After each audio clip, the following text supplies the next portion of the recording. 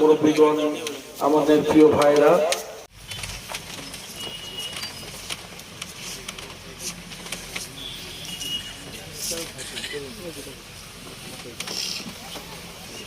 আজকের এই আগাপুরের যে আমাদের ইসলামী দারুল, ইত্তাকুল্লাহ, আল্লাহকে ভয় করো।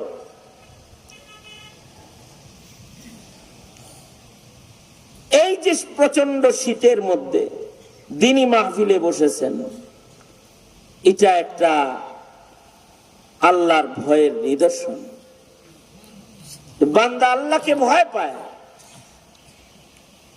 যদি বাড়ি থেকে বের হওয়ার সময় কেউ এই নিয়ত করে বের হয়ে থাকেন, যাই ওলামায়ে দ্বীন আসবেন, তারা নায়েবে নবী, ওখানে যাব, তওবা করব, তো আল্লাহ তাআলা বুখারী শরীফের মধ্যে আছে 100 খুনের আসামি ঘর থেকে গুনাহ থেকে মুক্তির আশায় বের হয়েছে, মাঝ রাস্তায় যায় মারা গেছে, আল্লাহ পাক তাকেও মুত্তাকি হিসেবে গ্রহণ করে তার 100 খুনের গুনাহ মাফ করে তাকে জান্নাত দিয়ে দিয়েছে।